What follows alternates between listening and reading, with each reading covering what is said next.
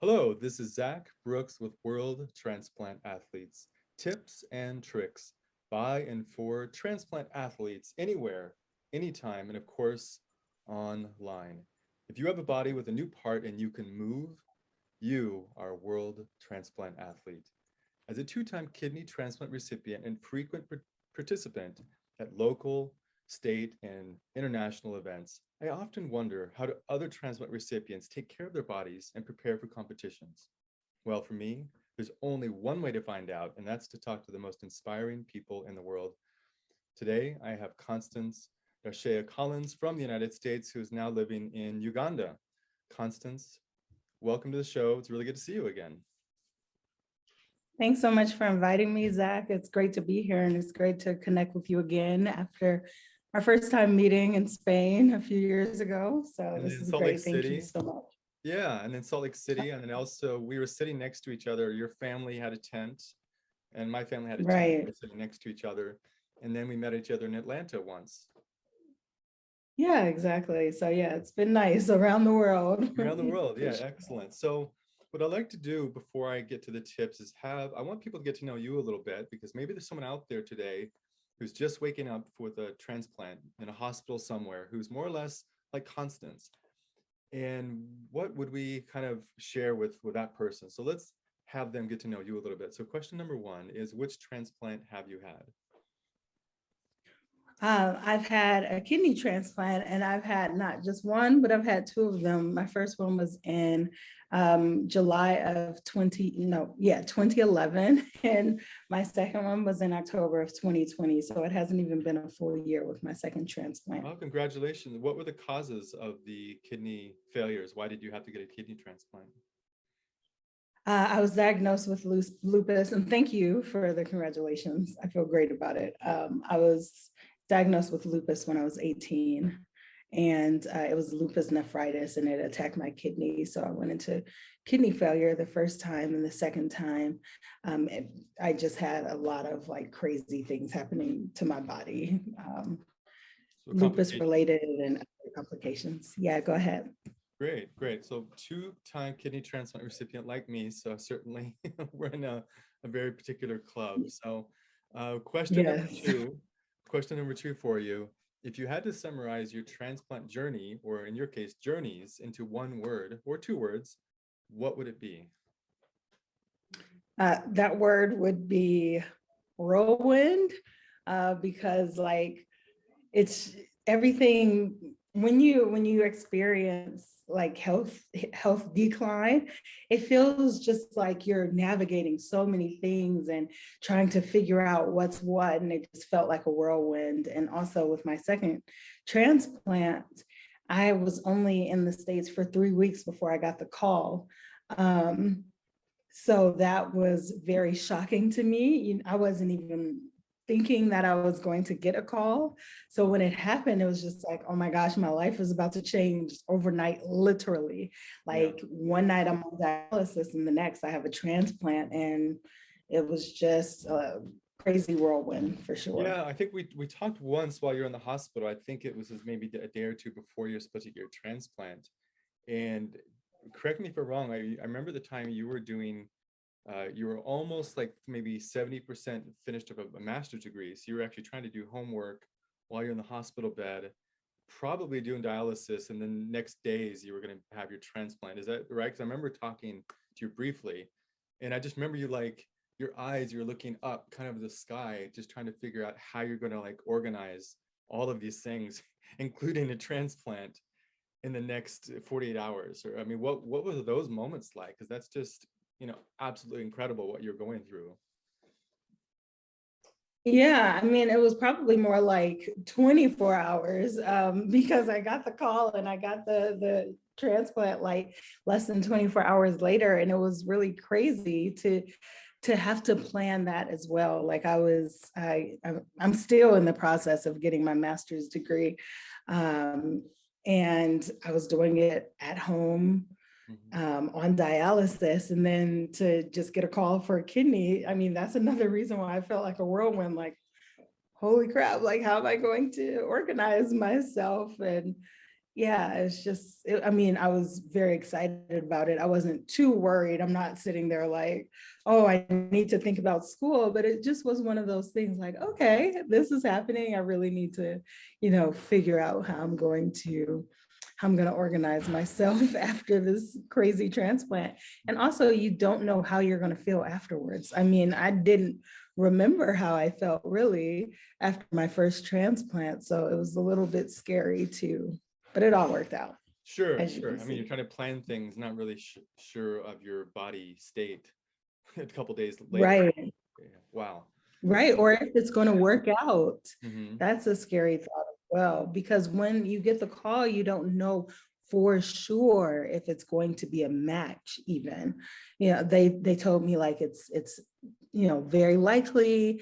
I mean, it's a match, but you don't know. There can always be things that happen once you get to the hospital that make it so that you're not able to accept this kidney. So, lots of nerves and thoughts running around. Yeah, very sweet. So number three, warm-up question number three is, what was your first exercise post-transplant? And you can answer two times if you like. Yeah, actually, there are two like significant exercises that I did post transplant. So one, like my first actual exercise, I went for a very, very short walk with my stepfather, who was my donor for the first transplant. And we walked in the park, and I just remember going so slowly. Like it was not that far, I'm sure. But after a major surgery, this walk, I was like, oh my God, how am I going to make it? And we saw like a family of deer that was in the park, and that was nice. But I just remember the exhaustion, just having to pause every like 5 minutes. But it kind of goes into one of my tips that I'm going to get about just starting, even if it's Okay. slow. So And then how many days after was that particular walk? How this many? was probably about a week, maybe. Yeah, it was probably a week. That's The impressive. first few days, yeah, it was very hard in the beginning, but he pushed me. He was like, you have to get out of bed and turn off Netflix. And I was like, no, okay. Because my doctors also, they were like, you need to, you have to walk, you have to do it. Yeah, so that was my first one. And my second one was Peloton, and it was great. And I wanted to shout that out because that really was a great way for me to get back in shape after my exercise. I'm not a spokesperson for Peloton, but it was really fantastic. And I bought one like 3 weeks later. Nice, very nice. Well, if it works, then why not shout it out? That's awesome. So then Yeah. the final warm-up question I have for you: in which activities and sports do you regularly participate? Well, as of like this moment right now, I am only doing walking. I'm still transitioning and settling into my new home in Uganda, but when right after my transplant, I was regularly like working out, doing functional training, strength training, the Peloton. I had a personal trainer when I went back to South Africa. So I had a very regimented workout schedule. 5 days a week at 5 a.m. with my personal trainer in South Africa. So I was quite active. Right now, I'm just trying to find my groove. So it's mostly walking, Mhm. and I'm hoping to get back into my strength training Yeah. and my cardio fitness as well. So Well, yeah. yeah. So in the last year, you've been from South Africa to the United States, back to Uganda, South Africa, back to the United States, now back in Uganda, right? So you've traveled a lot in just one Yeah. year. So Yeah. it takes a Yeah. while, I'm sure. Moved around. Nice. Okay, so now let's get to the heart of the show. And I'm really excited about this. A few weeks ago, you shared with me your tips. And what I like to do is I like to walk through them 1 through 5. We go back to the top, and then you can talk us through each of those tips. So the first tip, when I saw your tips come through, the one that excited me the most was actually number one. So the first tip you have here is start slow, but just start. Number 2, listen to your body. Number 3, find a routine that works for you and stick to it. Number 4, celebrate all, in big caps, small wins. And number 5, stretch well, stretch often. So let's go back to the top. Start slow, but just start. Why is that tip number 1 for you? It's tip number 1 for me because it's one of the hardest parts of starting any sort of like workout routine is the starting, like just like getting out there, especially that first time. And as a transplant athlete or a transplanted person, it can be a little bit scary, like knowing when's the right time to start. And as I mentioned, I started my first walk. I mean, it was a leisurely walk in the park 1 week after the transplant. And it was a little scary. I was like, I don't know if I'm going to make it, but it was a start, and it really, because I did make it, it helped me to, do a little bit more every single day. And it makes you stronger. Your body is so weak after transplant. You have to build it back up, and, you have to start slow.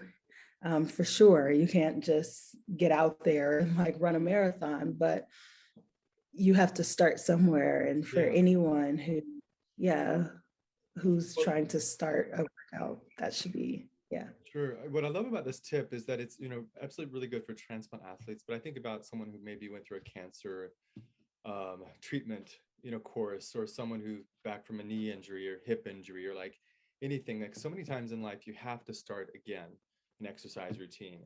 And I think the mental part of that is really the hardest for people. Like, oh my God, I have to get back to where I was. Like, that's very normal to think that, but really what you have to do is focus on these small things. And so your tip kind of speaks to that, which just start. right. It doesn't matter how fast, Yes. just start. And that fundamentally is so important. Yeah, and not tomorrow, today. And I'm saying that more for myself, probably, because I say tomorrow so much that tomorrows I've had probably like 30 of them at this point. But, just whatever you can do, if it's 5 minutes, just doing a small, like, walk around the yard or something, just start somewhere. Start, yeah, excellent. So tip number 2, listen to your body. Now, on the surface, this sounds obvious, but why is this important to you? It's important because as a transplanted person, it's even more important for you to be hyper vigilant to the messages that your body's sending you, whether it's a heart transplant, lungs. I mean, taking care sometimes. I mean, I was an athlete from when I was very young through, college age. And there were, it was very easy to push myself, just push myself to the absolute limit. But when you have a transplant, you still want to push yourself, but you want to make sure that you're also taking care. If you're feeling out of breath, making sure that it's not something more serious, or if you're feeling sore in your muscles or you need a day of rest, you need to just, listen to the wisdom that comes from your body. And if you feel you can do more also, it's not just taking a rest, but, if you're a little bit hesitant to push yourself because of your health situation, but you feel like your body is like telling you to do a little bit more, like you feel like you have more strength, listening to your body and, taking it a step further and just seeing where you can go. Our bodies are amazing. Our bodies are absolutely amazing. Yikes. Like, oops, I don't know what just happened. Now you saw my background. Yeah, I feel like I'm fading right now, but okay. Well, you have sort of an angelic glow around you, so it works for this. So Okay. what I like about this tip so much, the way you said it, it's not just watching out for yourself when you're maybe not feeling good, but also when you are feeling good, like give yourself the opportunity to push yourself a little bit. And I always remember, like, after my first transplant, I remember the idea that I became suddenly a hypochondriac. Like, I was nervous about everything, but then the nurse said, it's okay. You don't want to miss the clue that counts. So it's okay to be sort of ultra vigilant, and the longer you are away from that transplant, the better you're going to manage that. But that sort of psychological aspect of your health is extremely important. And that's the number two. It says, listen to your body. And on one hand, it's sort of a conversation about your physical health, but really it's a psychological tip for me. Yeah. Excellent. So then the third tip you have here is find a routine that works for you and stick to it. Why is that so important to you? If you want to be competitive, or even not like super competitive, but if you have a goal to reach, I think like having some sort of routine in order, not even to have a goal, but just to stay healthy, having a routine makes it a little bit easier to work out and to see where your strengths are, where your weaknesses are. If you work out like once a month, or, you know, sporadically, then it's really hard to tell like, or to see your progress. So having a routine just helps you to like see your progress, record your progress, and to just grow in your strength. So having a routine is super important. And it's not easy to build a workout routine at all, you know, especially if you're a busy person or you have a job that doesn't have like a fixed schedule, or if you have children, but trying to find some sort of, you know, routine. And I know this doesn't work for every single person. Some people, it's like, get in a workout when you can get it in, but if you can build a routine, that would be great. Totally. So the number 4, I want you to unpack this a little bit more, is celebrate all the small wins. You capitalized all. So why? I mean, that again, this is one of these tips like, oh yeah, it makes sense, but why for you celebrate all the small wins? Let's see. Is it okay if I remove this background? Because now Sure. I just look like a half of a head. And Okay. But it looks like there's like wind or something, you know, pushing hair behind you. Okay, let's go with this. yeah, it's Cool. kind of hilarious. All Yeah. right. So you all know that I'm from the USA. So even though I don't have the flag, you know, I'm still Yes, we repping know. We know my at team. this point. So celebrate all the small wins, man. This one could have been even closer to the top. After getting a transplant, like every single milestone that you hit, like taking a walk, or, you know, I mean, there was one when I ran full speed on the treadmill for like 10 seconds, not even that, you know, not even that long. And I could breathe afterwards. Like I didn't feel like I was going to die. It was Oh, like, wow. this is amazing. Yeah. I have to shout it out. Mhm. Like it helps keep you going when you're like, you all, I was able to hold my breath underwater for 5 seconds. I Mhm. mean, that may not sound amazing to other people, like 5 seconds, really, but just celebrating what your body has just gone through and all of the things, like seeing the progress that your body has made, regardless of how small it is.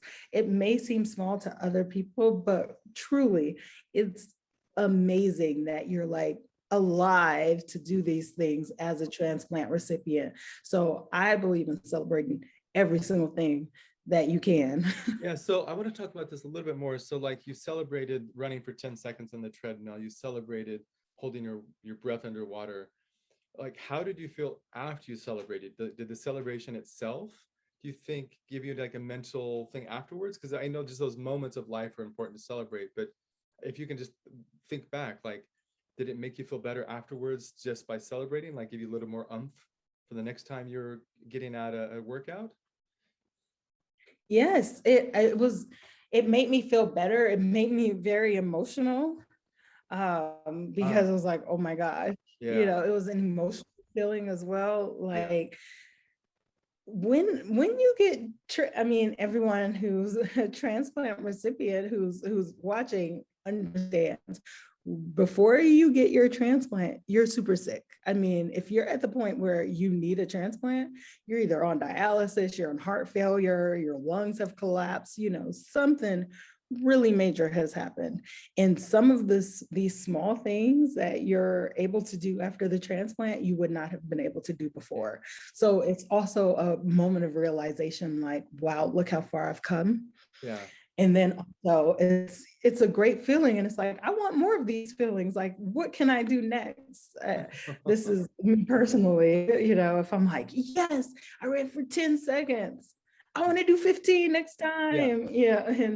And when you have great people around you who can celebrate with you, it makes it even better. I mean, personal celebrations are great also, but when you have like a community of people who are rooting for you, it just makes it that much sweeter. Yeah, it's pretty awesome for sure. So tip number 5 you have here is stretch well, stretch often. Why is that important to you, Constance? Let's fix the light. It's becoming nighttime here, so this is why I'm having so many Yeah, struggles no worries, no worries. with the lighting. This one's very important because as athletes, an injury, and just as you know, our bodies, period, an injury can really set us back a lot. And an injury can really be detrimental to our health. And one of the ways to prevent injuries or to minimize the risk of injury is to just stretch and stretch well. And when you think you've stretched enough, maybe stretch just 1 or 2 minutes more, you know, get it really it's so important for us to take care of our bodies, and stretching is a way to protect ourselves. It might be so exciting to like, yeah, I'm going to go out there, I'm healthy, whatever, but minimizing the risk of injury is super important. Yeah. So that's why I put that there. Thank you. Thanks so much, Constance. So this is awesome. It's really good to see you and hear your tips. So for audience members out there, you can find out more of these podcasts on facebook.com/World Transplant Athletes or Instagram, World Transplant Athletes. And now I have about 60 titles and growing on YouTube. So type in YouTube, World Transplant Athletes, and you'll find it. I don't yet have a link for YouTube, but I will very soon. And there's lots of titles there with subtitles. So if you have a friend who speaks French or Japanese or something else, you likely can find your subtitle and pass it on to your friend. World Transplant Athletes, tips and tricks by and for transplant athletes, anywhere, anytime, and of course, online. If you have a body with a new part and you can move, you are a World Transplant Athlete. Constance, thank you so much. It was good to see you again. Thanks, Zach.